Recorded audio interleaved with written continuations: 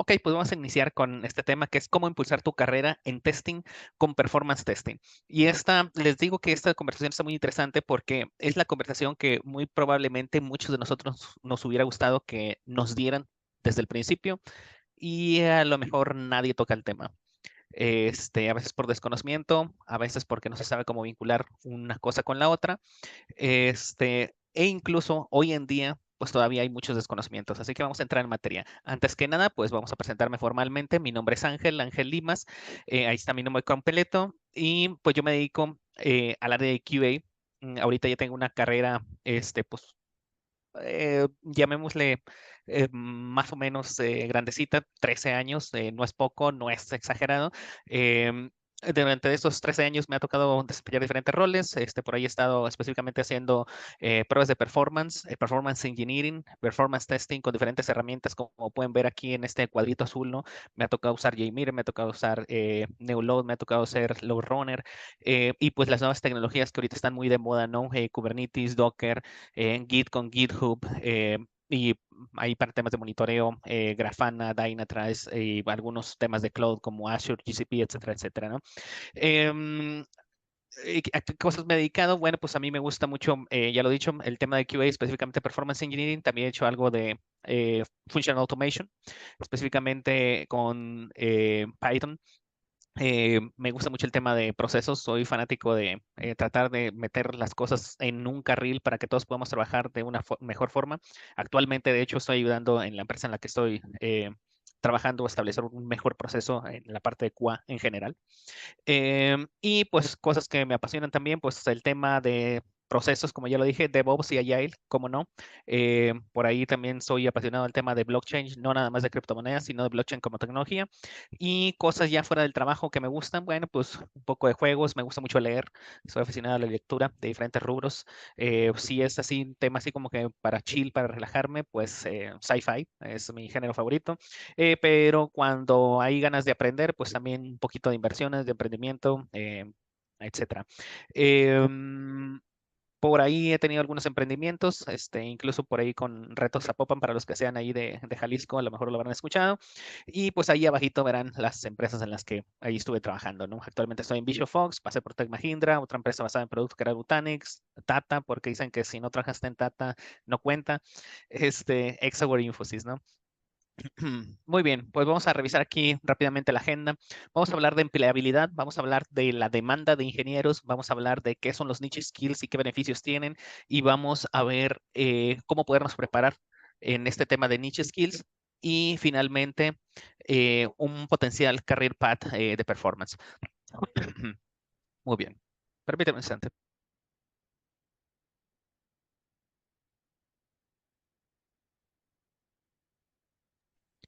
Disculpen, me traigo un poquito de tos. Muy bien. Pues empecemos abriendo el tema con empleabilidad. Y precisamente el tema es cómo vamos a potenciar nuestra carrera, ¿no? Nuestra carrera en testing. Para esto me gusta agarrar una base y partir de la base. ¿Cuál es la base?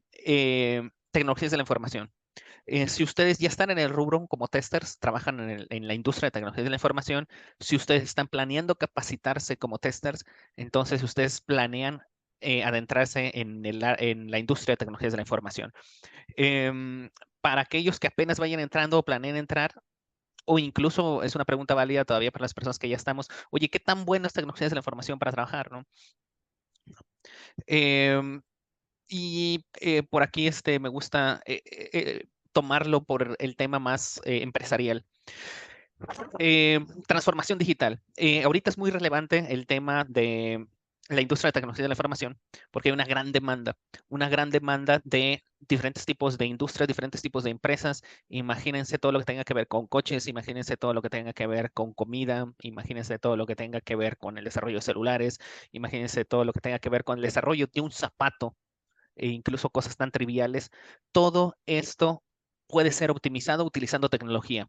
Tecnología ya puede ser en el rubro robótico o en el rubro de software. Y si se desarrolla hardware o si se desarrolla software, ambas cosas necesitan ser probadas. Aquí, en este precisamente párrafo que tengo, habla de la transformación digital, que es el proceso en el cual las organizaciones reorganizan sus métodos de trabajo y estrategias en general para obtener más beneficios gracias a la digitalización de procesos y a la implementación de la dinámica de las nuevas tecnologías. Un ejemplo, simplemente el hecho de que tú puedas rastrear un producto, cómo va pasando por las diferentes etapas desde la transformación de la materia prima hasta que ese producto se transforma en el producto final y que tú puedas tener esto en un sistema, pues habla mucho del tema de eficiencia, trazabilidad y poder conocer qué tanto éxito estás teniendo tú tanto en el proceso como en la venta de este producto. Todo esto se hace mediante software y para esto se necesitan ingenieros. Em, Vamos a poner también un ejemplo muy rápido, Walmart contra Amazon. Este ejemplo pues es muy interesante porque en el 2015 Amazon rebasó el valor de Walmart como empresa y en el 2018 Amazon logró obtener mayores ganancias que su semejante minorista. El sector minorista, para aquellos que no lo sepan, es precisamente venta al menudeo, es decir, precisamente un Walmart, un Soriana, son tiendas que venden, por ejemplo, comida o productos de primera necesidad a personas comunes y corrientes como ustedes o como yo. Eh, Amazon compite con Walmart en este mercado porque también se venta al menudeo, al final del día, pues a clientes y a personas normales como nosotros. En 2015, pues lo alcanza y en 2018, pues prácticamente pues obtiene ya el mismo nivel de ganancias y se compara con Walmart porque Walmart en la industria del minereo, digamos, es el líder. Entonces Amazon prácticamente alcanzó al líder, siendo que Walmart pues tenía mucho más tiempo, digamos, de estar establecido como líder, ¿no? Amazon llega, lo alcanza prácticamente o ya casi lo rebasa, y esto sucede precisamente por la plataforma y por la digitalización tan fuerte que trae Amazon. Aquí pues Walmart se tiene que empezar a semblantear cómo manejar este tema y de hecho lo hizo en tema post-COVID, dándole por ahí una reingeniería a su página para pedidos en línea, que estaba bastante abandonada, dicho sea de paso. Entonces, este es el impacto de cómo digitalizar un negocio puede ponerlo en el mapa, puede hacer que lideres y no digitalizarlo, de hecho puede hacer que te empieces a perder lugares en la industria. Así de grande es el impacto. Pero ¿quién realiza precisamente esa transformación digital? Pues la realizamos, para nuestra fortuna, todas las personas que trabajamos en tecnologías de la información. Puede ser un UI UX designer, puede ser un developer, puede ser un tester, en este caso. Entonces, precisamente aquí es en donde nosotros queremos empezar a jugar por esta rebanada del pastel. Eh, la transformación digital, independientemente de la cantidad de empresas dedicadas a tecnología y no dedicadas a tecnología, que ahora mismo ya tienen sus procesos de forma digital, no significa que pues ahí vaya a terminar. Realmente hay mucho trabajo para los ingenieros de software en cualquiera de estos rubros. ¿Por qué? Porque el competidor siempre saca algo nuevo. Imagínense simplemente este caso con, pues lo más conocido y más popular hace poco, ¿no? ChatGPT. Sucede que se saca ChatGPT y pues ahora, pues Google se quedó un poquito atrás en el tema de búsquedas. Entonces, eso inmediatamente presionó a Google a que acelerara el desarrollo de su propia inteligencia artificial. Y de esa misma forma, los competidores van impulsando nuevos cambios y la transformación digital realmente no es algo que vaya a suceder y después termine, sino que está en constante movimiento. Y asimismo habrá industrias que no están tan digitalizadas que iniciarán su proceso de digitalización.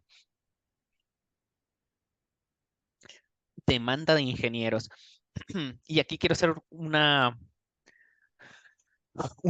pequeña pausa y preguntar en general a la audiencia si alguien quiere participar para decirnos su opinión acerca de qué tan grande cree que sea la demanda de ingenieros en la región en la que ellos se encuentran. Podríamos, por ejemplo, decir, ¿sabes qué? Yo soy de, no sé, en mi caso, por ejemplo, yo soy de México y la demanda de ingenieros yo la veo de esta forma. ¿Alguien gusta participar?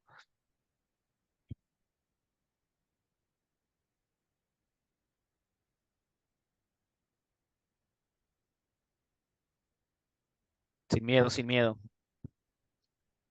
Bueno, yo puedo participar diciendo que sí, se necesitan muchos.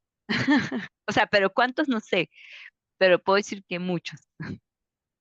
Muy bien, y atinadamente, ¿verdad? Realmente hay un déficit de ingenieros y de eso es de lo que vamos a estar hablando. Aquí pues es un reporte de Glassdoor, realmente por ahí ya he visto algunos otros, creo que vi uno de Hireline, que también es una empresa que se dedica a reclutamiento un poquito más interesante porque traía fecha de post-COVID. Pero vamos a ver ahorita este que tenemos aquí de Glassdoor. Por ejemplo, nos hablan que se está esperando un 22% de incremento entre 2015 y 2022, es decir, esto ya se manifestó en la cantidad de ingenieros que van a ser necesarios. Los criterios para evaluar estos 25 top de empleos fue potencial de ganancia, radio de oportunidad de carrera y número de vacantes abiertas. Pero bueno, les decía, incluso hay un reporte ahorita de Hireline, una empresa que se dedica también a temas de reclutamiento en tecnología de la información, que nos dice que, por decirlo de alguna manera, un poco informal, fue algo para ahora sí que destruirnos ahorita la cabeza en lo que sucedió después del COVID, em, por ahí hablando del 2020-2021 hubo unos incrementos alrededor del 30%, un poquito más del 30% en la cantidad de vacantes disponibles. O sea, lo cual fue la locura. Aquí simplemente este reporte en este margen de 2015 a 2022 proyectaba 22%. Y el incremento simplemente en decir el COVID se acabó, se incrementaron 30 y tantos por ciento la cantidad de vacantes disponibles en la parte de la industria de tecnologías de la información.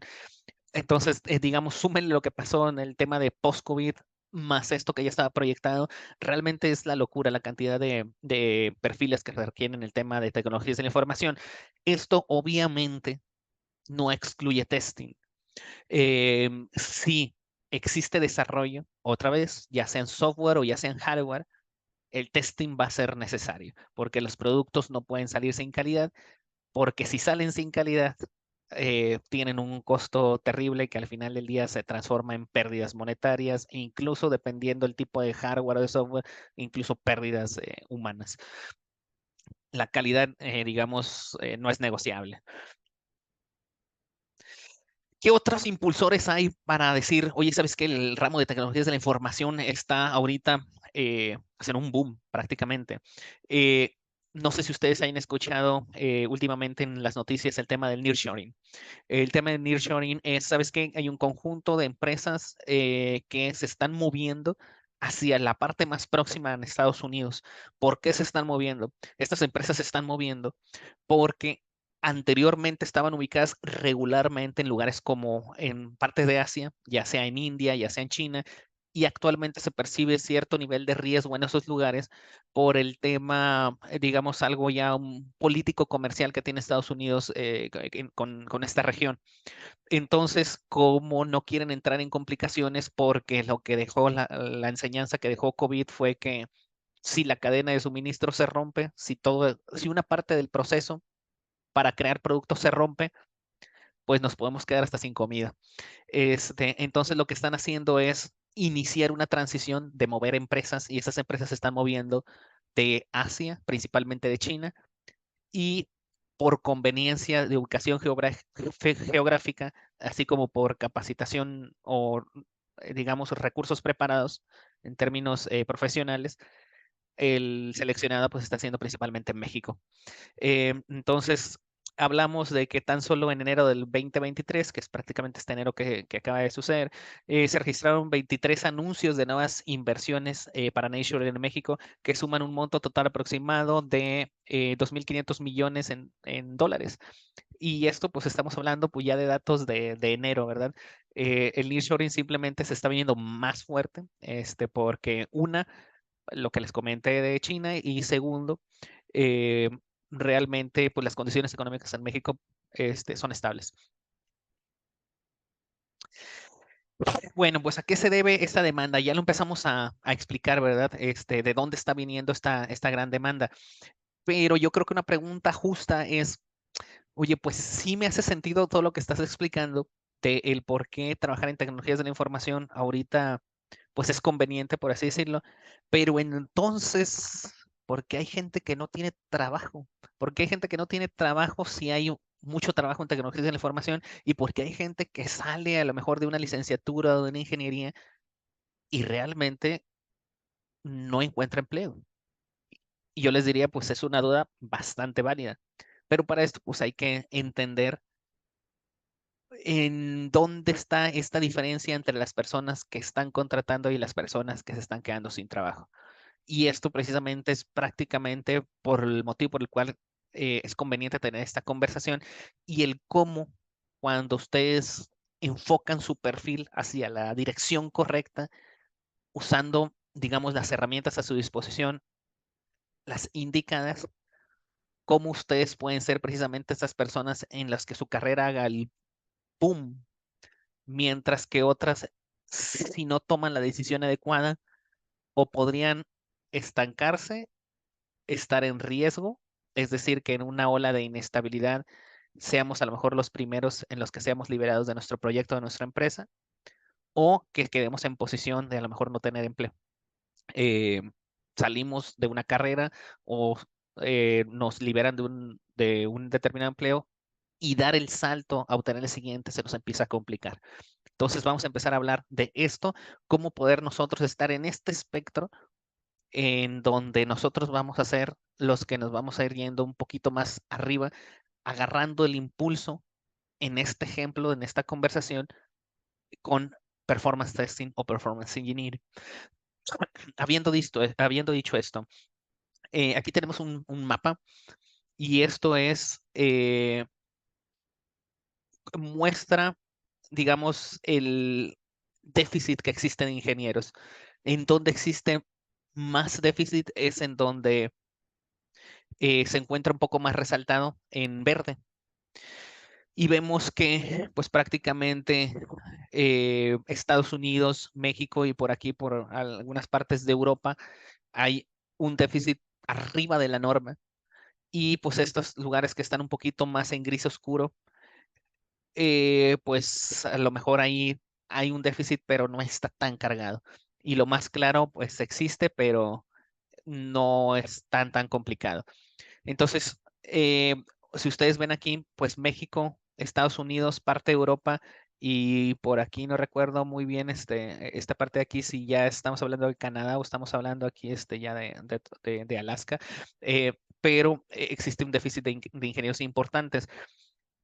Entonces, ¿qué es lo que sucede cuando en otros lugares del mundo no hay ingenieros? No hay ingenieros ni siquiera locales, porque el déficit es real, ¿no? El déficit, por ejemplo, estamos viendo en Estados Unidos.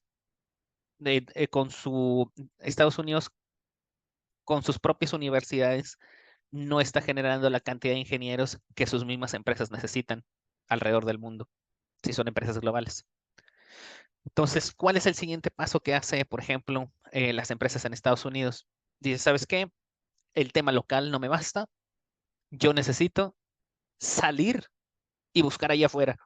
¿Por qué? Porque pues no vaya a ser que pues encuentro por aquí en otros lugares los talentos que yo necesito. Entonces, es ahí en donde se empieza a dar también un fenómeno de globalización en términos de tipos de empleo. Es por eso que ustedes ven que muchas de las empresas para las que se ofrecen trabajos en tecnología de información, dentro de ellos, por supuesto, testing, son para empresas de origen estadounidense, a veces de origen europeo, porque pues simplemente ellos no completan y necesitan sacar los ingenieros de algún lugar. Esto adicional, ¿qué creen que provoque? Como sucede en la economía, oferta y demanda. Si empresas en México están tratando de retener sus talentos y vienen empresas de Estados Unidos y están tratando de llevárselos y luego vienen empresas de Europa y también se los quieren llevar, ¿qué es lo que va a suceder? Todos les van a tratar de empezar a dar una cosita extra, otra cosita extra, otra cosita extra, porque no vaya a ser que se me vayan. ¿Por qué? Porque tienen N cantidad de vacantes y aquí pues no me dejarán mentir, por ejemplo, Blanca, que también se dedica al tema de reclutamiento, luego ahí es en donde se empieza a complicar en encontrar los recursos, porque pues los recursos se pueden dar, por así decirlo, el lujo de analizar diferentes tipos de ofertas que seguramente ellos ya tienen prácticamente sin buscarlas por ese déficit de ingenieros, ¿no? Entonces, ahora vamos a hablar cómo podemos sacar ventaja de este déficit de ingenieros, ¿verdad? ¿Cómo podemos ser nosotros estar en esa lista en la que todos nos van a estar buscando?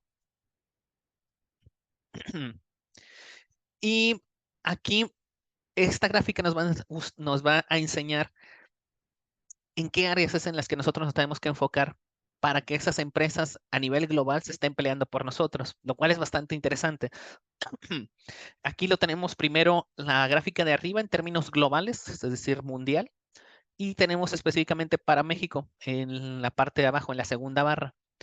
Y pues aquí tenemos estos códigos de colores, ¿no? Lo primero dice, pues, ¿sabes qué? Hay una falta de participantes que apliquen pues a estos trabajos de tecnologías de la información, ¿no? Em, Después, este es el azul marino. En el global es el 29%, en México es el 18%. Después tenemos un déficit de experiencia. Es decir, pues sí, hay algunas personas que a lo mejor egresaron de alguna universidad y tienen una carrera, pero yo quería a lo mejor que supieran JMeter y pues no saben JMeter.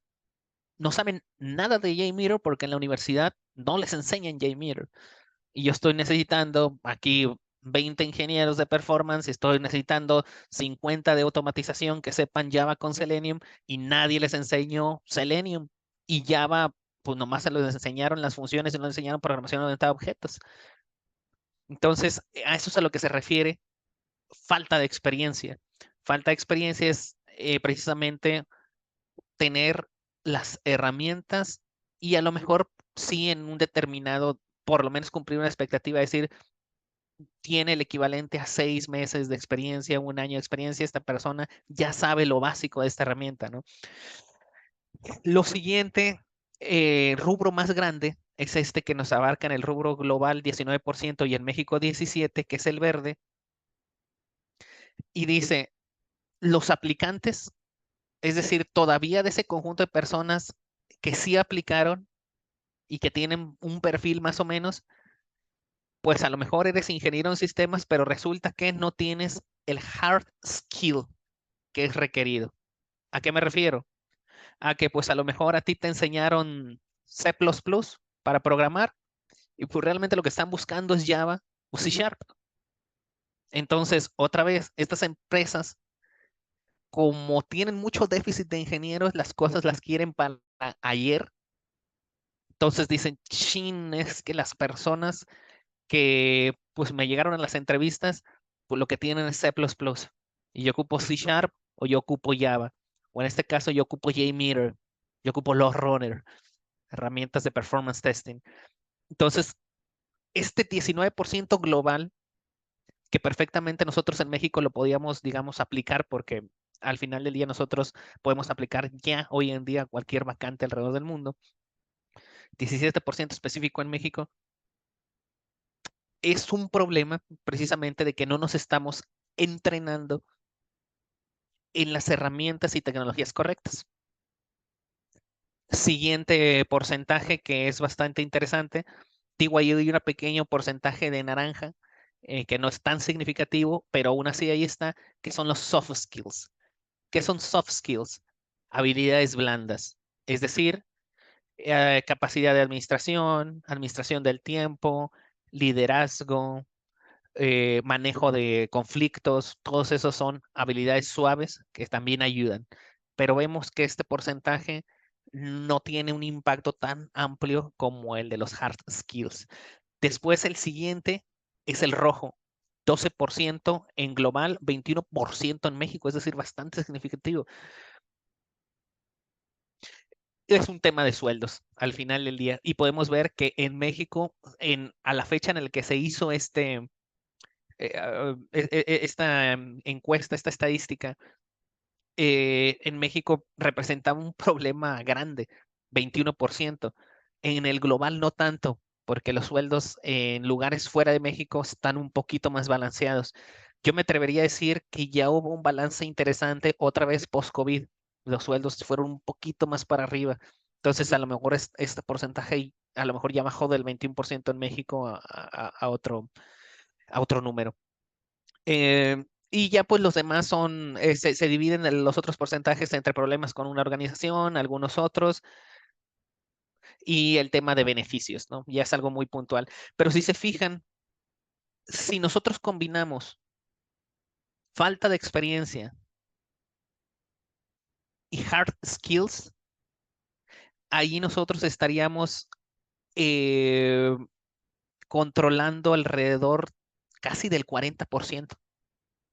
Estarías cubriendo casi el 40%, y el otro más grande es que no aplican. Entonces, si tú aplicas, tienes el conocimiento técnico, que sería, por ejemplo, en este caso, JMeter, y em, aparte de eso, generas experiencia, prácticamente tienes más del 50% de los problemas cubiertos que usualmente tienen las empresas para contratar un recurso. Entonces, si tú cubres estos tres aspectos, si tú aplicas, si tú generas experiencia, si tú generas la habilidad técnica correcta, que ahorita les voy a explicar por qué performance testing es una de las habilidades correctas. Si tú generas esas tres cosas, tú estás arriba de más del 60% de las personas que van a aplicar. Entonces, creo que es un empuje bastante significativo. Ahora vamos a hablar acerca de qué son los niche skills. Y me voy a tratar de ir claro, pero un poquito más rápido porque ya son las 6:40. ¿Qué son los niche skills? Y los beneficios de los niche skills. Los niche skills son prácticamente habilidades nicho por su traducción en español, es decir, que son difíciles de encontrar. Las habilidades que son difíciles de encontrar nos traen beneficios.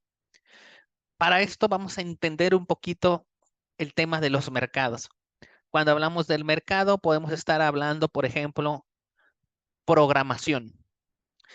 Programación en dispositivos móviles pudiera ser un mercado, y, o a lo mejor, por ejemplo, venta al minoreo, eh, el tema de refacciones es un mercado.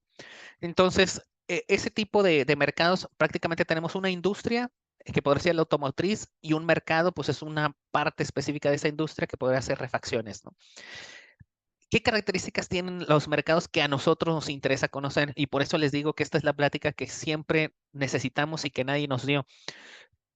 Esto nos impacta a nivel laboral y es muy bueno que nosotros lo sepamos. Un mercado puede estar en una de estas diferentes fases.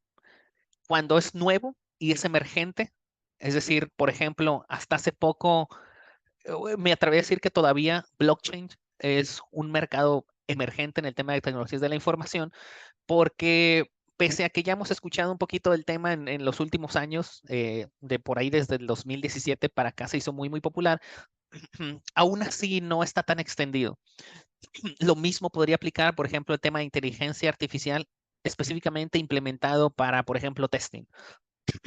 Digo, ya lo empezamos a escuchar, pero las implementaciones no son todavía tan populares a lo largo de toda la industria. Entonces, un mercado emergente es ese, es uno nuevo. El mercado en crecimiento es un mercado que ya pasó esa fase de prueba, es decir, ya las empresas, las personas correctas que tienen posiciones, digamos, importantes, se dieron cuenta de que ese mercado emergente, de hecho, tiene resultados, da resultados y es muy conveniente, y empiezan a implementar, y este mercado crece. Es decir, es como una especie de etapa de maduración. Posteriormente viene estable, ya no crece de forma tan agresiva. Sin embargo, adicional que ya no crece de forma tan agresiva, aún así hay bastantes cosas que hacer. por así decirlo, ¿verdad? Si habláramos, por ejemplo, en temas de tecnologías de la información, podría ser programación o bases de datos. Digo, es un tema ya muy conocido y muy estable. Hay muchos puestos de trabajo y no es un tema emergente. Sin embargo, o sea, no quiere decir que esté de salida. O sea, ahí está y ahí permanece porque se sigue necesitando y se va a seguir necesitando. No hay ni siquiera señales de que se vaya a dejar de necesitar. Por su contraparte, que es un mercado en decadente. Un mercado decadente es un mercado que va de salida, tecnologías que, por ejemplo, ya casi no se van a utilizar. Y aquí podríamos poner como un ejemplo mainframe, que antes pues era lo que había y ahorita ya los que los utilizan son casos de uso muy puntuales, regularmente bancos. El lenguaje de programación COBOL, que se sigue utilizando, pero que cada vez se ve menos. Y, por ejemplo, el lenguaje de programación Fox o Visual Fox, que también por ahí hay algunos sistemas legados, pero que ya cada vez se necesita menos, menos y menos. Esos son mercados decadentes. ¿Por qué necesitamos y por qué nos es útil saber esto? Porque dependiendo el tipo de mercado en el que nosotros nos movemos, como ingenieros o como testers, es que también nos va a ir. Entonces, por eso nosotros necesitamos conocer los mercados porque los vamos a usar para impulsarnos arriba sobre la competencia y para hacer ese porcentaje de personas que todas las empresas van a querer contratar. Un ejemplo de características, siendo las características las columnas de esta tabla, la cantidad de posiciones o, digamos, vacantes de trabajo es la primera columna, la segunda columna es los sueldos y la tercera columna son qué tanta seguridad laboral existe en ese tipo de mercados. Y para esto tenemos la palomita, es que es muy buena, eh, el guión es que pues es regular y la tacha es que es malo. Entonces, cuando nosotros hablamos de mercados emergentes, regularmente cuando algo se populariza, por ejemplo, inteligencia artificial, es un muy buen ejemplo con ChatGPT que se hizo muy popular hace relativamente poco, ustedes van a empezar a ver que salen un chorro de cosas de que todo lo quieren hacer con inteligencia artificial y eso hace un empuje a que se abran vacantes de trabajo muy relacionadas a inteligencia artificial. Entonces, en cantidad de posiciones de trabajo, pues es conveniente. En cantidad de sueldos, ahí varía. ¿Por qué? Porque hay pocas personas capacitadas en estos mercados emergentes, como por ejemplo en inteligencia artificial. Por ende, el sueldo no puede ser tan bajo, pero a la vez como también no hay tantas empresas que tengan todavía muchos proyectos de inteligencia artificial, simplemente lo escucharon y quisieran a lo mejor empezar a hacer pruebas de concepto. Por eso también todavía no se animan a aventar sueldos tan fuertes. Entonces sí, sí hay sueldos buenos, pero como que todavía no llegan a una madurez. Seguridad laboral. La seguridad laboral aquí en un mercado emergente es regular. Es decir, no es buena, tampoco es mala. Ahí ya va a depender de qué tipo de organización cada quien se mueve en un mercado emergente. ¿Por qué? Porque en mercado emergente, lo que les decía, si la tecnología no se prueba como útil en la empresa en la que tú estás, o incluso en la generalidad, si resulta, ¿sabes qué? Pues fue un fiasco porque la inteligencia artificial, las implementaciones que existen todavía están en pañales, no nos van a servir para nada. Y las empresas empiezan a entender esto, hay una especie de desilusión y la cantidad de trabajo es baja y ahí es en donde nos puede llegar a afectar. Entonces, ahí hay un riesgo, ¿verdad? Después, las de crecimiento, que si fijan, esta está palomeada en todo. Esta es la que está muy interesante y son los tipos de mercados en los que nosotros queremos estar. Esto quiere decir que hay una cantidad de trabajos alta, los sueldos suelen ser muy buenos y suelen tener buena seguridad laboral. Esto es porque como está en crecimiento, todavía no se llegan a dar abasto, todavía sigue generando nuevas oportunidades este tipo de mercados. Entonces, pues todavía hay un déficit de ingenieros que estén especializados en estos ramos. Por ende, por estas dos cosas, porque hay altas posiciones de trabajos y todavía hay ese déficit, pues esto eh, eh, al mismo tiempo empuja los sueldos hacia arriba. Al final del día, oferta y demanda. Después hablábamos de eh, el mercado estable. En el mercado estable, pues ya vemos que ahí perdemos los sueldos. ¿Por qué? Porque ya al haber cierta cantidad entendimiento de ciertas tecnologías y ponía, por ejemplo, ahorita, por ejemplo, base de datos, pues ya cada vez hay más personas capacitadas en base de datos y se vuelve, digamos, lo común.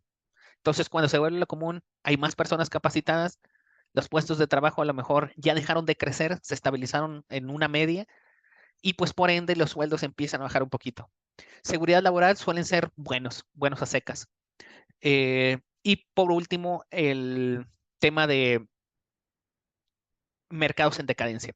Mercados en decadencias suele haber pocas posiciones de trabajo. Curiosamente, aunque hubiéramos creído que este iba a tener puras tachas, no. Los sueldos suelen ser buenos y suelen ser buenos porque hay muy pocas personas capacitadas ya en estas tecnologías que van de salida. Entonces, pues suelen pagar bien, porque si no pagan bien, pues nadie va a querer moverse a ese tipo de vacantes, ¿no? Y la seguridad laboral es baja, porque como hay pocas vacantes, si a ti te llegan a liberar del proyecto o de la empresa en donde tú estás, lo que va a suceder es que te vas a tardar mucho en encontrar otro tipo de trabajo igual. ¿Por qué nos interesa saber todo esto? ¿Por qué entramos en todo esto? Estamos hablando de los niche skills. Eh, Porque nosotros tenemos que entender qué tipo de entrenamiento nosotros nos vamos a especializar para agarrar una habilidad nicho, es decir, que pocas personas estén capacitadas en ese rubro y que esté ubicado convenientemente en este rubro, en la parte de crecimiento, porque pues estar en la parte en un mercado de crecimiento es como los productos buenos, bonitos y baratos. Vas a tener el beneficio de todo. Muy bien. ¿Qué características tienen las habilidades nicho? Son difíciles de encontrar y regularmente siempre hay urgencia. Entonces, esto siempre va a ser un beneficio para nosotros ingenieros, para nosotros trabajadores. ¿Por qué? Porque si lo quieren para ayer y son difíciles de encontrar, regularmente esto va a afectar a que te contraten uno rápido, dos que te ofrezcan muchos beneficios, tres que dentro de esto tu salario sea bueno. Eh, el número dos, altamente valorados y cada vez mayor demanda. Es decir, la demanda sigue creciendo, de ingenieros sigue creciendo, cada vez es más y pues por ende el valor de estos ingenieros, pues como el vino, ¿no? Con el tiempo se va haciendo pues solamente más deseable. Hmm. Punto número tres, siempre existen posiciones para desempeñar su rol precisamente de esta falta de o este déficit de ingenieros especializados en esta tecnología, en este hard skill. Como hay pocos, siempre va a haber un lugar a donde tú te puedes mover. No te vas a quedar estancado si tú de repente dices, oye, ¿sabes qué? Yo soy un performance tester y ya no me gustó la empresa en la que estoy. Prácticamente lo único que vas a tener que hacer es voltear a ver tu bandeja de entrada y muy probablemente ya vas a tener ahí sin hacer absolutamente nada en la semana a lo mejor unas 3, 4, 5 vacantes sin hacer absolutamente nada. Y por último, crecimiento acelerado. Esto también es una parte muy interesante y esto se los cuento como anécdota. Personalmente, cuando yo me metí a Performance Engineering, Performance Testing, mi crecimiento también fue muy, muy acelerado. Es decir, yo pasé de ingeniero a senior por necesidades de la empresa, me empujaron a ese tipo mm, digamos, responsabilidad muy, muy rápido. Prácticamente después de 8 meses pasé de junior a senior. Me aventaron todas las responsabilidades de un senior. eh, yo las pude sacar como yo pude, ¿verdad? Investigué, me fui con amigos que eran seniors, etcétera, y saqué el tipo de actividades de estas. Después, alrededor de un año y medio después, me avientan hacia líder. Y digo me avientan porque eso es lo que sucede. O sea, realmente no es como en otros lugares en donde tú tienes que, oye, a mí me gustaría que me dieras la oportunidad de desempeñar este tipo de posición. No, cuando estás en un niche skill, a veces es, mira, te guste o no, aquí tienes que aventarte a ser líder. Y pues ya creces, ¿verdad? Y tienes que crecer. Por eso es que el crecimiento se le da. Les platicaba yo, en un año y medio pasé de senior ya a líder. Y posteriormente, durante el desempeño de mi actividad como líder, fue muy curioso, por ahí hubo unos movimientos en la organización, el manager se fue y terminé haciendo el rol del manager. Entonces, todo estuvo muy curioso. Lo mismo exactamente le pasó, por ejemplo, o algo, un caso muy similar a una persona que yo entrené en performance testing y básicamente le di toda la teoría, le enseñé unas porciones de la práctica, les enseñé también cómo afrontar el tema de las entrevistas y después de alrededor de un mes y medio, agarró su primer trabajo y después de su primer trabajo, alrededor de un año, año y medio, pues ya recorrió toda la escalera y se fue hasta senior y está ahorita en los rangos muy bien pagados para aquí en México. Y estamos hablando pues prácticamente que fue un esfuerzo de 2 años y pasó de ser pagado como una persona de soporte técnico, que para los que no sepan aquí en México es de lo que está un poquito más castigado, hasta estar en los tops de salarios regularmente aquí en México. Muy curioso. Y pues hablando de esto, ¿verdad? Pues ya que estamos hablando de los dineros, pues vamos a hablar de los rangos salariales, porque creo que al final del día, pues a todos nos es atractivo. Em, un performance tester, ¿cuánto puede aspirar a ganar? El rango salarial de un performance tester es muy similar a una persona de automation, de function automation, con la peculiaridad de que suele haber menos performance testers. Entonces, pues eso, otra vez, la cantidad de vacantes va a abundar, la cantidad de personas va a decrecer, entonces, pues estás en un punto conveniente. Y aquí lo tengo en pesos mexicanos, ahorita lo validaremos en dólares, pero por ejemplo, pongo aquí, ¿sabes qué? Para un fresher regularmente está eh, alrededor de 14,000 pesos, siendo muy honestos, ya he visto posiciones que, híjoles, dan miedo. He visto unas para personas recién egresadas de 20,000 pesos mexicanos e incluso de 30,000 pesos cuando son personas que acaban de terminar un entrenamiento. Entonces está bastante fuerte. Después un junior, y esto es muy probablemente porque una persona que está bien entrenada se le suele, en lugar de clasificar como un recién egresado, se le clasifica ya como un junior. Es como que si te saltaras un escalón. Esto me atrevería a decir que es una práctica que se está empezando a implementar en las empresas. Las empresas están empezando a entender que no hay suficientes ingenieros y que hay un valor agregado a las personas que se están tomando el tiempo de capacitarse y de capacitarse en serio, de forma de que sus capacitaciones generen experiencia. Y ya hay un porcentaje de empresas que si tú sales de un entrenamiento completo, te evalúan y dicen, ¿sabes qué? Pues sí, sí, es cierto, se ve que le invertiste aquí una cantidad de tiempo considerable. En lugar de darte una oferta como que si fueras un recién egresado, te la dan ya como un junior, que es prácticamente el siguiente escalón, ¿no? Y aquí les ponía, por ejemplo, un junior suele estar a partir de los 25,000 pesos aquí en México, un senior a partir de los 50,000, un líder, que sería el siguiente paso lógico después de ser un senior, empieza alrededor de los 85,000 pesos y ya cuando te consideras, o digamos, un arquitecto, que es el siguiente paso lógico después de ser un líder, está alrededor de los 120, con ahí con algunos errores que podrían variar de entre 90,000 a 130, ¿no? Digamos, esto al final del día son más o menos números promedio. Entonces, pues está muy interesante. Si nos movemos a verlos en USD, veríamos, por ejemplo, em, que para un fresher sería alrededor de $700, alguien recién egresado, un junior alrededor de $1,500, un senior alrededor de 2,500, un lead alrededor de 4,200 y un arquitecto, alguien ya de mucha experiencia, hablamos regularmente es alguien de más de 10 años de experiencia, alrededor de los $6,500. Otra vez, esto no quiere decir que esos son necesariamente los topes, realmente he visto posiciones pagadas en dólares entre 7,000 y 8,000 para personas de más de 10 años de experiencia. Y otra vez, si tú estás en una parte en donde hay un déficit más notorio, como lo puede ser Functional Automation y Performance Testing, tus chances de llegar a este tipo de posiciones con el salario asociado de una forma más rápida es más grande.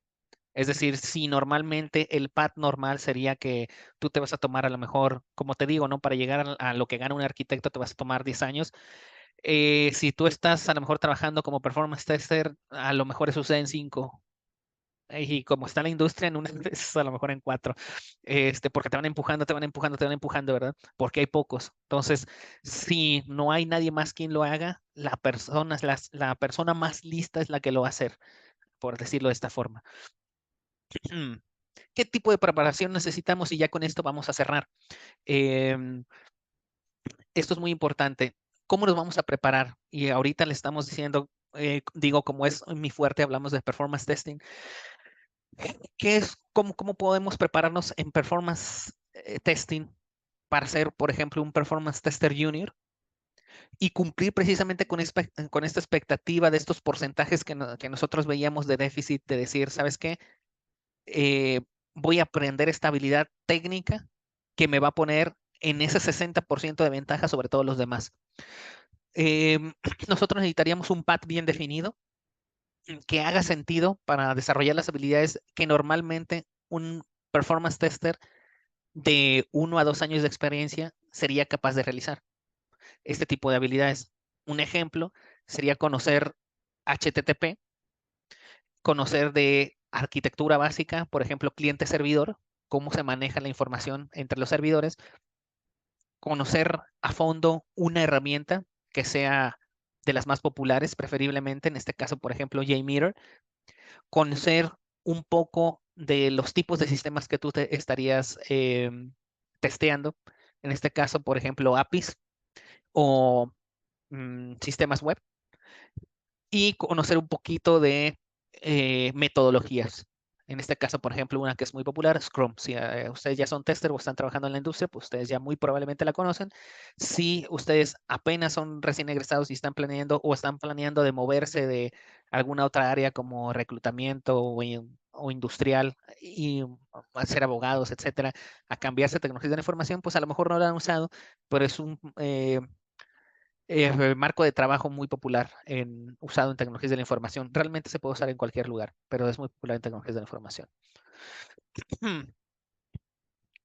Cosas comunes que nosotros veremos en entrevistas y que es muy importante, por lo cual estar capacitado en estas partes técnicas, es, por ejemplo, en el testing no funcional, en saber diferenciarlo del testing funcional, en las preguntas enfocadas hacia una herramienta, que sería en este caso, por ejemplo, JMeter, y las preguntas contextuales, que las preguntas contextuales serían acerca, por ejemplo, de cómo funciona HTTP, acerca a lo mejor de la arquitectura cliente-servidor, acerca de cómo funcionan las APIs y acerca de los indicadores de rendimiento, Key Performance Indicators. Estas son dos áreas generales en las que muy probablemente vas a tener preguntas cuando tú apliques a una entrevista de performance testing. ¿Cuál es otra porción que es muy importante a la hora de nosotros buscar una capacitación en performance testing que nos diferencie y nos impulse sobre ese 60% que nosotros sabemos de retos que están teniendo las empresas para poder contratar ingenieros? Mentores. Mentores. Aquí yo trabajo directamente con QA Minds, pero este es un consejo general. Incluso si ustedes por ejemplo, agarran un curso de YouTube o de otra plataforma.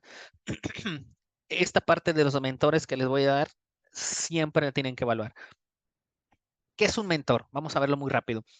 Aquella persona que ejerce una función de aconsejar o guiar a otro en algún aspecto y que se encuentra en condiciones de hacerlo. Muy importante, que se encuentra en condiciones de hacerlo, porque por la experiencia o bien sus conocimientos al respecto lo avalan y lo ponen en ese lugar, digamos, como superior o de guía.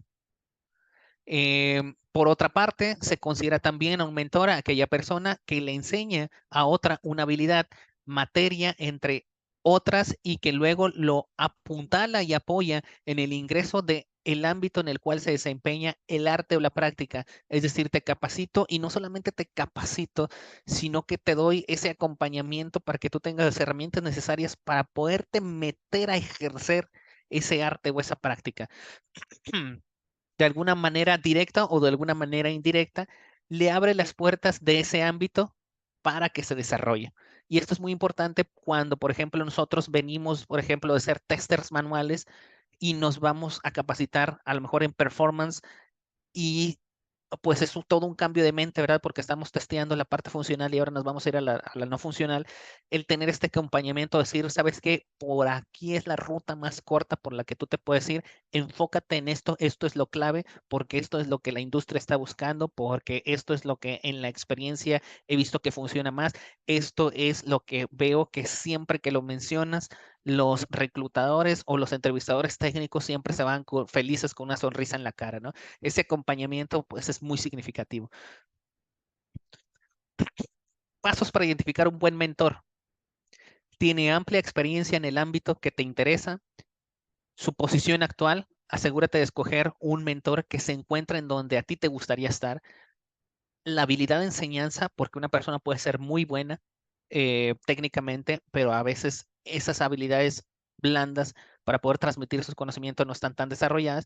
Tu mentor debe ser capaz de transmitir de forma efectiva su conocimiento. Y las credenciales.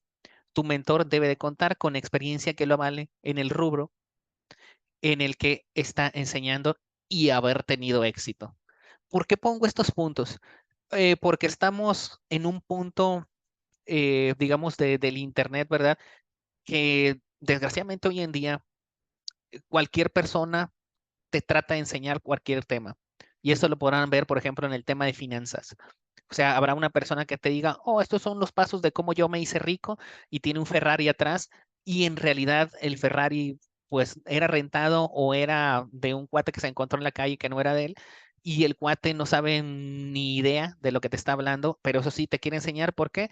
Porque pues vivimos en una sociedad ahora muy digitalizada que lo que busca son reacciones y monetizar el tema a partir de las reacciones. Entonces, vender cursos, etcétera, etcétera, pero son personas no necesariamente siempre con las credenciales, ¿no?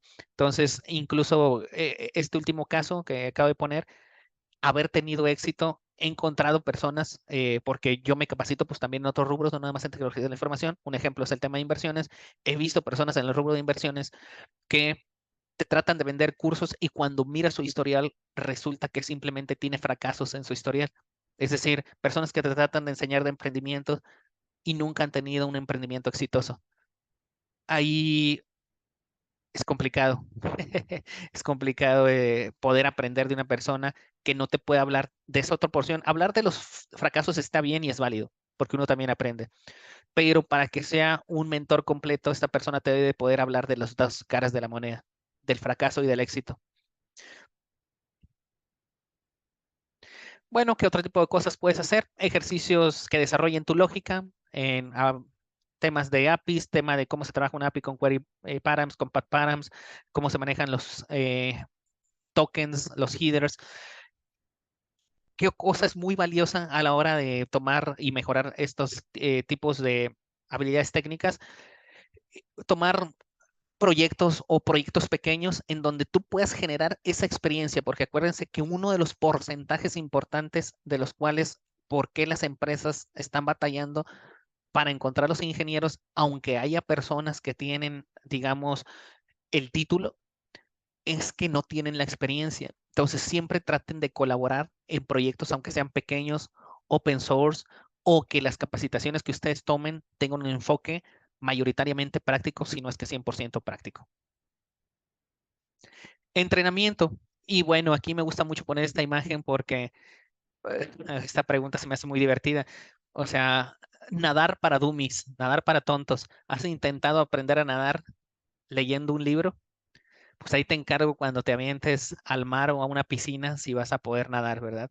Entonces, esto es lo que yo les hablaba acerca de la práctica. Es por eso que es tan importante la práctica. Y para esto, pues tenemos diferentes modelos de enseñanza, que es el Massive Open Online Course, que serían tipos Udemy, que son las basados en mentor, que son los workshops, que son los talleres o que son los bootcamps. Entonces, preferiblemente manéjense en este tipo de em, capacitaciones que les generen esa habilidad técnica. Dicho sea de paso, precisamente colaborando con QE Minds es uno de los enfoques que nosotros tenemos. El enfoque es más hacia el taller y hacia el bootcamp, es decir, poder desarrollar tu habilidad técnica de tal forma que cuando tú termines el curso realmente se considere una experiencia. En algunas ocasiones se manejan un proyecto, en algunas ocasiones se manejan prácticas consecutivas que te van enseñando todo lo necesario para que tú puedas pues ejercer en un trabajo en la vida real. Y pues bueno, con esto pues ya nada más les enseño, les doy un vistazo a qué es un career path en Performance Engineering. Ya este es el último slide.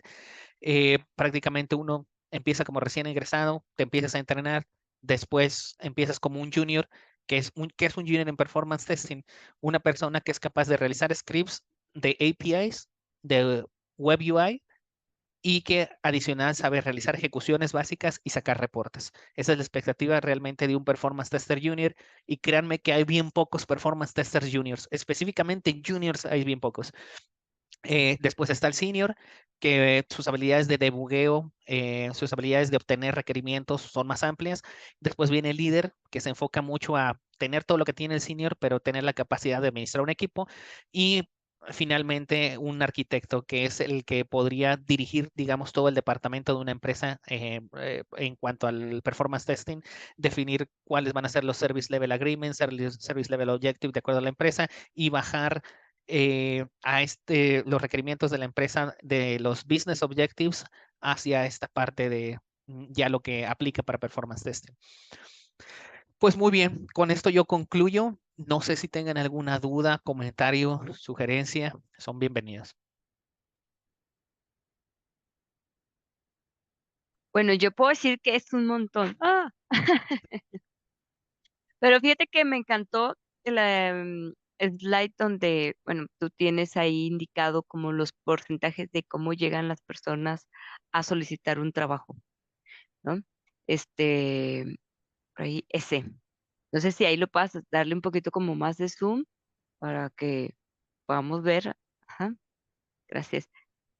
Este, de verdad, nosotros como menciona Ángel, en QMS también tenemos vacantes, ¿no? Y tenemos algunos proyectos, tanto dentro de la compañía como para otras compañías, otros clientes.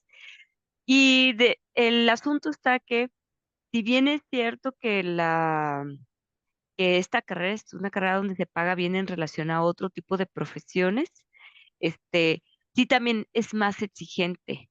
Y incluso los procesos de entrevista te validan en muchos aspectos, ¿no? De bueno, a ver, tú dices, que sabes esto, y tú dices que quieres ganar, vamos a decir 100,000, ¿no? Bueno, entrevista de a 100,000. ¿no?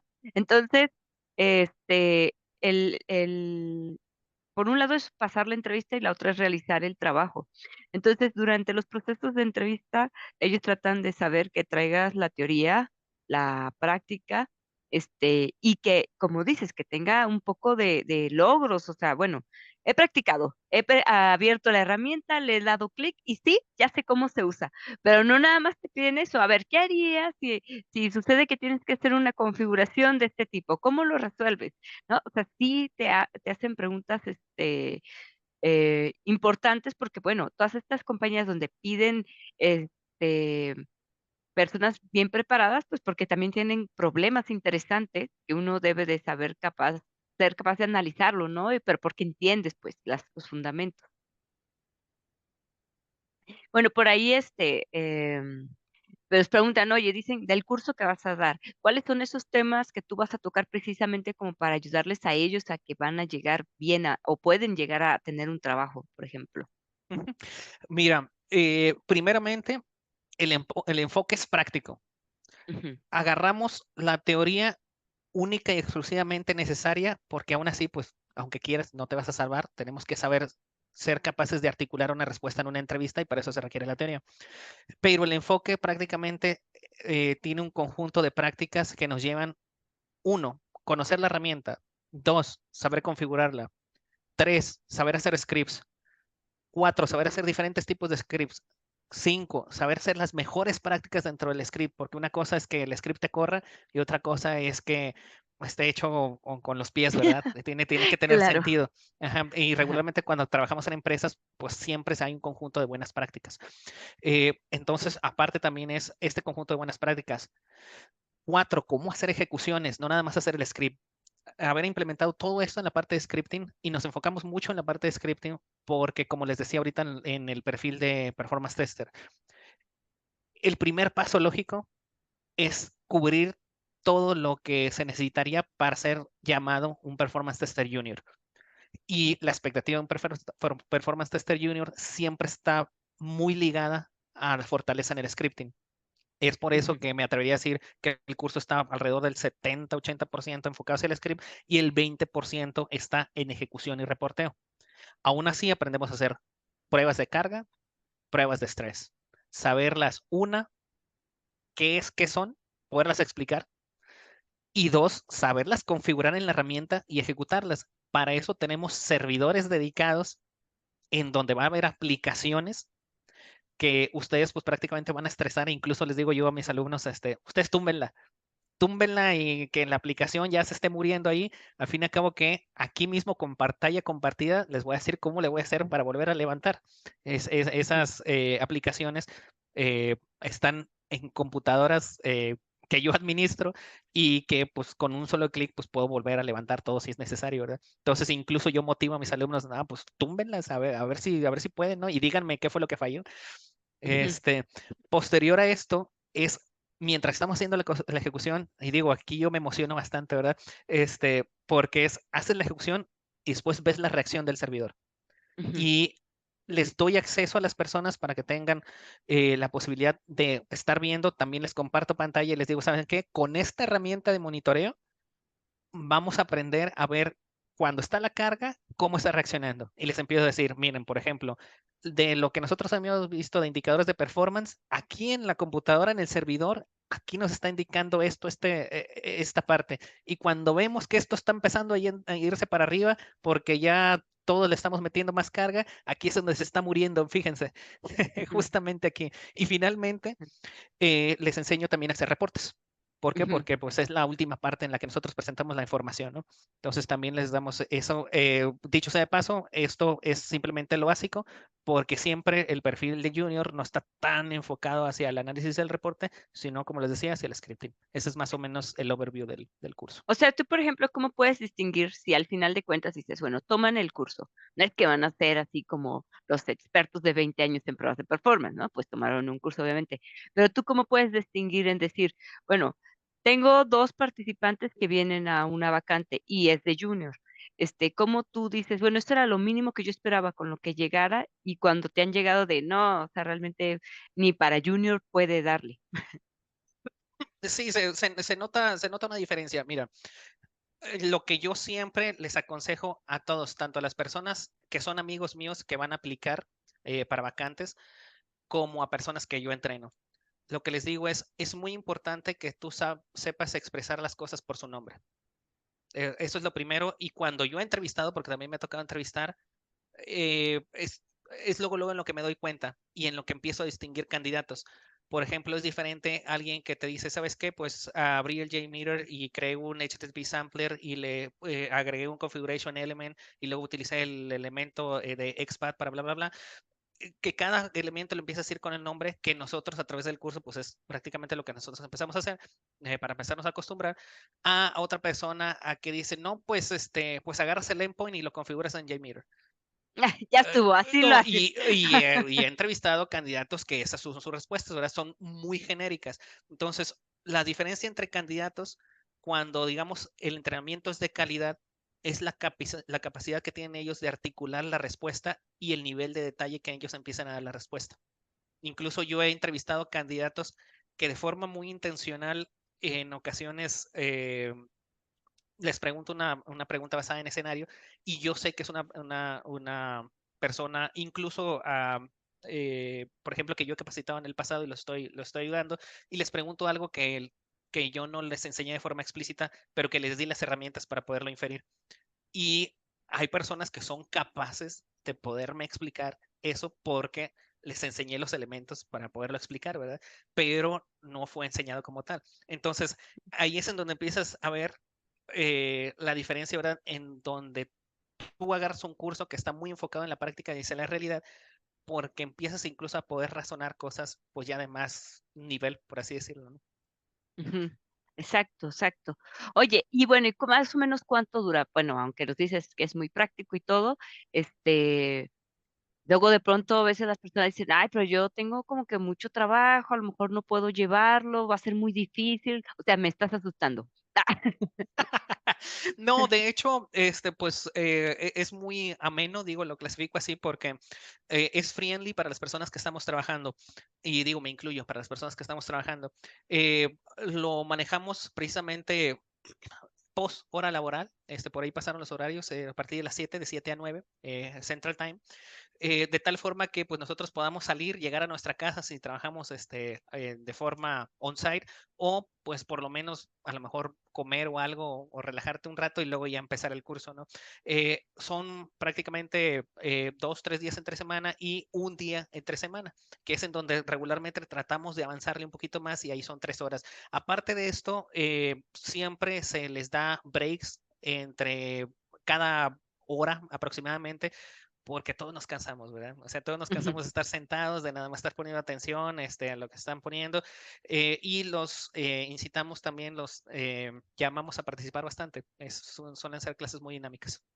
ujú, exacto. Por ahí preguntaban, oye, bueno, por ejemplo, cuéntanos qué pasó con el otro grupo que entrenaste después, este, que, que había ofertas de trabajo para ellos. Ujú. Mira, por ejemplo, particularmente lo que yo hago también como instructor es trato de usar vinculaciones. Un ejemplo de esto es, yo les hice llegar, había una empresa particularmente de tecnologías de la información, una consultora, que tenía vacantes de performance testing, alrededor de 5 a 10 vacantes, y precisamente pues lo primero que hice fue, "Jajaja, oye, ¿sabes qué? Tengo varios, sí. Sí, exactamente, las personas aquí están pues perfectamente capacitadas para tomarte este tipo de vacantes, y daba la casualidad que esa empresa estaba buscando juniors, estaba buscando juniors porque se dio cuenta que el mercado estaba muy competido. Entonces está buscando algo como mid senior y dijo, ¿sabes qué? Me voy un paso atrás y mejor me voy por juniors. Entonces lo que hice fue precisamente contactar a todas las personas estas que estábamos en el curso y invitarlos precisamente a que aplicaran este tipo de vacantes. Básicamente esta interacción pues está dando de forma cotidiana. Dando otro ejemplo, personas que yo he capacitado, ahorita se los decía durante la plática, ¿no? Personas que empezaron como soporte técnico, terminaron como seniors performance tester en un cabo de alrededor de 2 años. Entonces pues para mí es así como que, no, cambia, cambia una carrera, cambia ¿Una secundariamente vida? la vida Sí. o sea, de esta persona, yo tuve la oportunidad de este año, hace como 2 meses, juntarme con él porque pues aún así pues establecer muy buena relación. Y pues vi ahí a su señora, vi a su hijo, ¿no? Y te vuelve a caer el 20, ¿no? Que incluso no nada más cambias una vida, ¿no? O sea, cambia varias vidas simplemente con esto. Entonces, yo les invitaría a que tomen el entrenamiento, lo tomen un entrenamiento que valga la pena, como ya lo dije, que tenga este tipo de enfoque. Y cuando se juntan las dos, bueno, las tres cosas, cuando se juntan la dedicación, la oportunidad y la forma correcta de hacer las cosas, les va a ir bien. Ujú, exacto, exacto. Pues bueno, no sé si por ahí, los que están acompañándonos tengan alguna otra pregunta antes de que demos por finalizado esta charla. Y bueno, ¿tú algo último que quieras agregar, Ángel? Pues nada, simplemente invitarlos a que tomen el entrenamiento en performance testing que empieza en octubre. Adicional a esto, si dicen, ¿saben qué? Pues, híjole, octubre, ya batallé con esa fecha, les diría, sigan las redes sociales de QA Minds, porque este es precisamente la segunda edición. Así como va a haber segunda edición, va a haber tercera edición, si Dios nos deja, cuarta, quinta, etcétera. Entonces, esténse muy pendientes, porque si ahorita la fecha no se les acomoda, que ojalá y puedan, tomen la siguiente fecha disponible, ¿no? Esténse bien pendientes para la siguiente fecha disponible, y también les diría, oye, ¿sabes qué? Performance testing, digo, es lo mío y lo promociono y a todo mundo, pero si a lo mejor lo suyo es Functional Automation, otra vez con Blanca, también por ahí anda el curso de Python con Selenium, Ujú, que anda por ahí ya armándose. Entonces, ajá, ustedes no se queden con la duda y pregunten. exacto, exacto. Bueno, por ahí dice, si no se tiene conocimiento de automatización, ¿se puede tomar el curso? Sí, ¿verdad? Definitivamente se puede. No es prerequisito. No es prerequisito. De hecho, son dos cosas diferentes. Functional Automation se va hacia el lado funcional y Performance Testing se va hacia el tema no funcional. Entonces, perfectamente puedes no saber absolutamente nada de automatización y ser muy bueno en Performance Testing. Entonces, Exacto, exacto. Si lo que buscan son, por ejemplo, pruebas automatizadas de end-to-end o pruebas automatizadas de pronto de las APIs o algo, son enfoques distintos y para eso hay que conocer pues otras cosas y quizás si quieres ser muy bueno en código, pues hasta codificar, ¿no? Pero acá es la parte, como dice Ángel, bueno, más bien aquí vamos a entender un poquito más de la arquitectura, ¿verdad? Y qué cosa que le vas a explicar también ahí para que no se pierdan tanto. Ok. Oye, pues Ángel, pues muchísimas gracias por todo, por esta presentación. Ahí voy a detener aquí.